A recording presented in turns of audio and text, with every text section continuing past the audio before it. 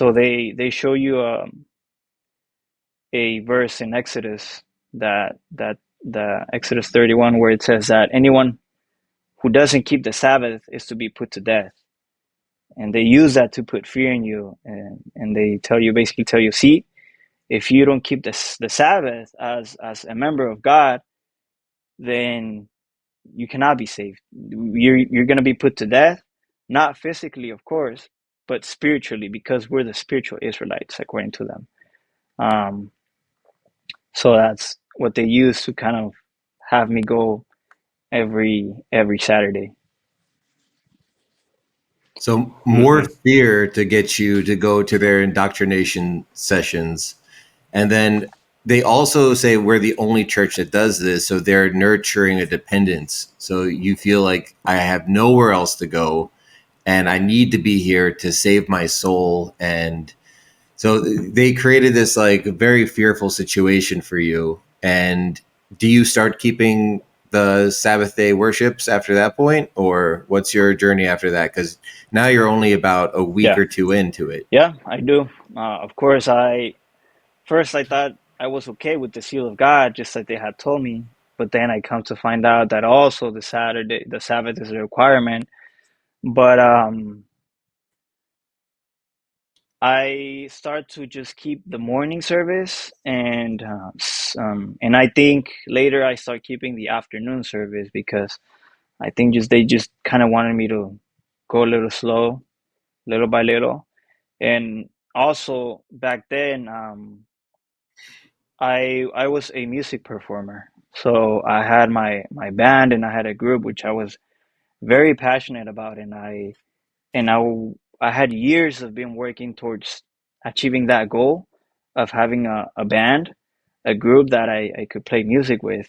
It took a lot of years and a lot of effort for me to get to that point, and it was something that I loved doing. It was my passion and it was my dream. But of course, we would get hired to play mainly on Saturdays. Um, and once they find out that I was doing that, I could see it in their faces that it made them really uncomfortable that I was being part of that, and coming to church on Saturdays.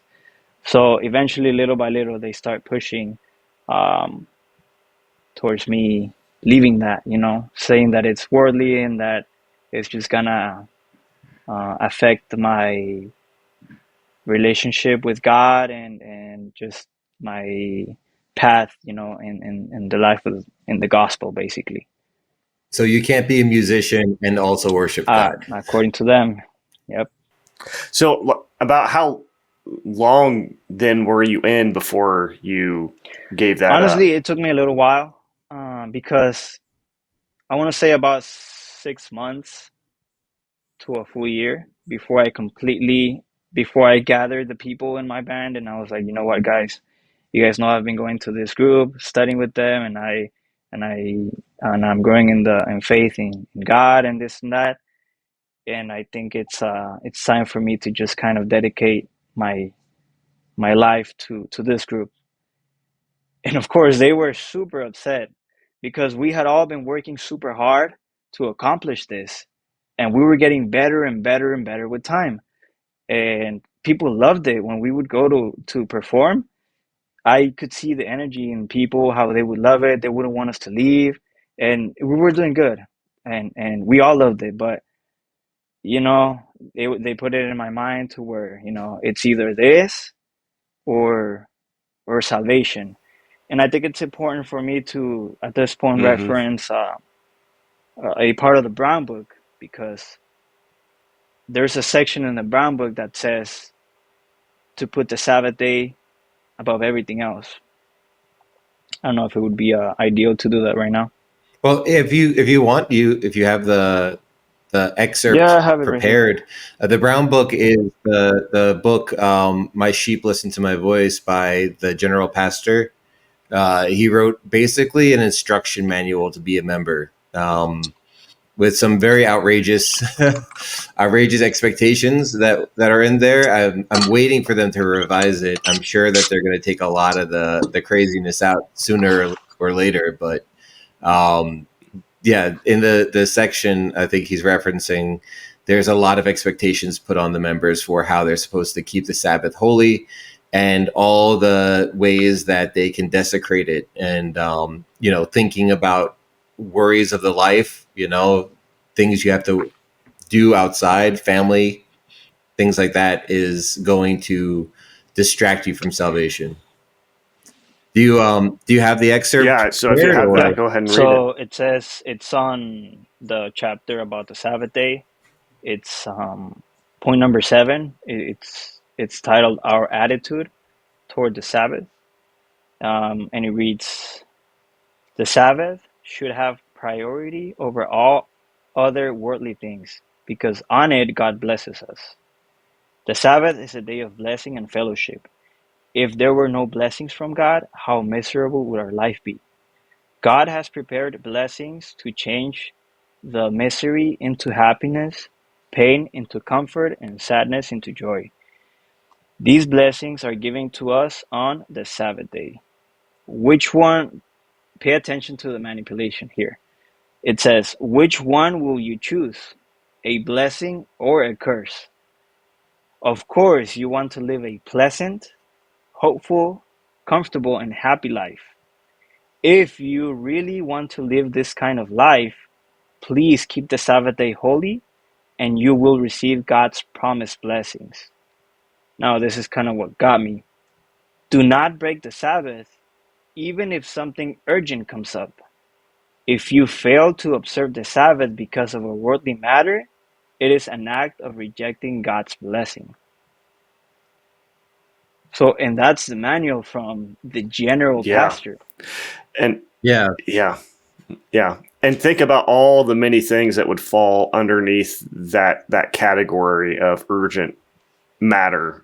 Anything from a wedding of family to a funeral, birthdays, and just important family moments that you can almost guess that probably is largely what he had in mind when writing that, because he didn't want anything to get in the way of members coming every Saturday and having and maintaining that control.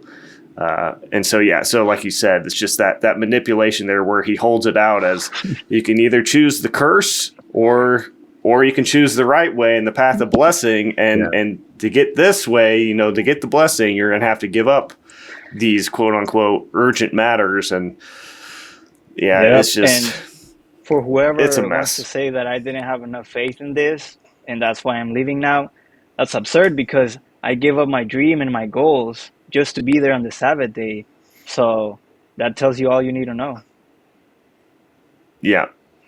Yeah. Yeah, exactly.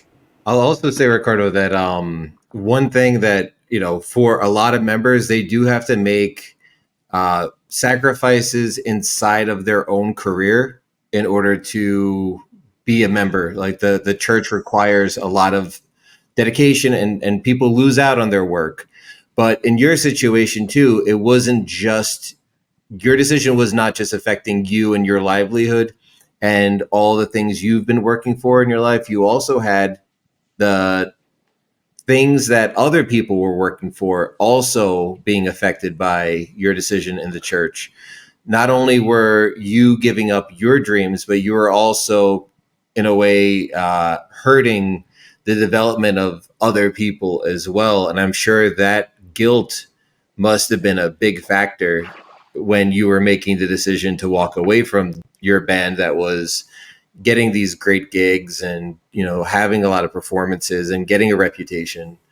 How was their reaction? Because I know that it couldn't have been easy for them. Man, it was tough.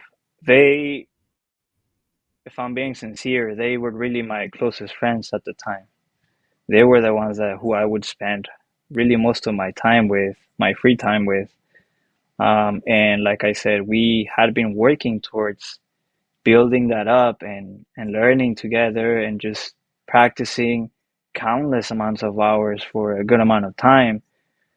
And they didn't take it well. And, I respect it because, I understand. I understand that the amount of time and work that they put in. and I don't blame them for being resentful, because it did affect them. They tried to continue for a while, filling that void with other people, but it was never the same. It didn't, unfortunately, it didn't work out for them. Honestly, I wish it would have. I didn't want it to affect them in that way, but it did. And they it's just not the same anymore. They couldn't really continue with what they wanted to do, so they just kind of started doing their own thing. Thank you for watching that video. Everything I do on this channel and all the videos and interviews are only made possible because of financial supporters. And so if you have any interest in supporting Great Light Studios, you can find links in the description below this video where you can find different ways that you can help me continue to make content like this.